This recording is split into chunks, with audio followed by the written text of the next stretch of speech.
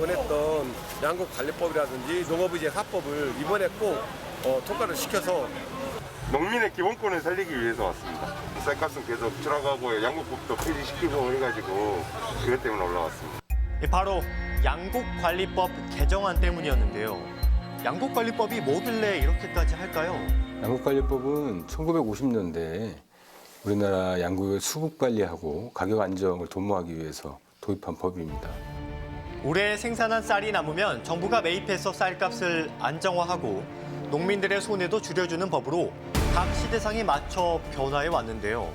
또다시 개정이 필요하다는 목소리가 나오고 있는 겁니다. 지금까지는 정부의 판단에 따라서 적절하게 대응할 수 있도록 했었습니다.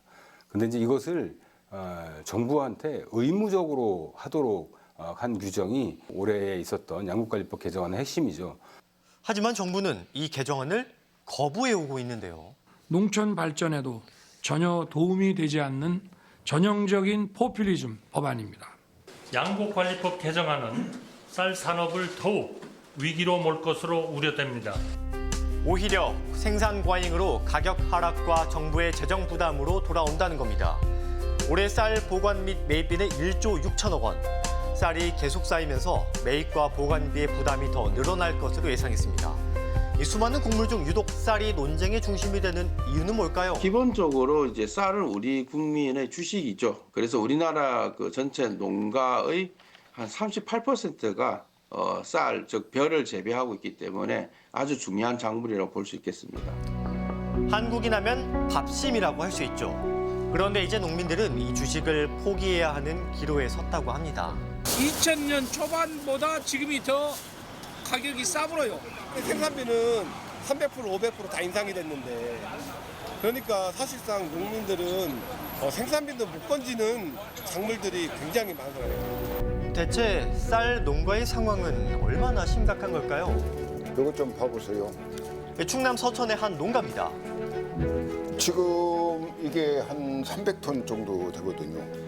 지난 가을 수확한 벼는 창고에 들어온 지 수개월째지만 여전히 나오지 못하고 있었습니다. 10년 전에는 100톤 정도 남았던 건데 지금은 워낙 많이 남아서 상당히 고민을 하고 있습니다. 이 쌀이 나가지 않으며 수입에도 큰 타격을 입었다는데요. 2020년도하고 2024년도하고 비교하면 30% 감소된 것 같아요. 쌀 판매량이 급격하게 떨어진 이유는 무엇일까요? 우리 국민 한 명이 1년에 먹는 소비량이 2014년에 보면은 한 65kg 정도 됩니다.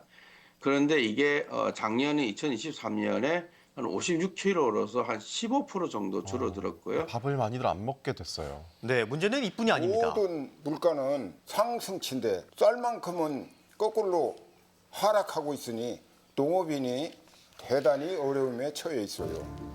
15일 기준 쌀 한 가마의 가격은 지난해 같은 시기보다 8%나 떨어졌는데요. 최악의 상황으로 간다면은 농민은 농업을 포기를 할 것입니다. 포기를 하게 될 상황이 이를 때에는 이미 늦은 거죠. 결국 논을 갈아엎는 농가까지 등장했습니다. 쌀값의 하락, 대안은 없는 걸까요? 쌀 의존적인 생산 구조가 그 구조에서 다양한 작목을 생산하는 구조로 바뀌어야 되는데 이런 변환에 따른 일정한 비용을 보상해 주면서 아주 순조롭게 농민들이 작목 전환을 할 수 있도록 유도하는 것이 굉장히 필요하죠.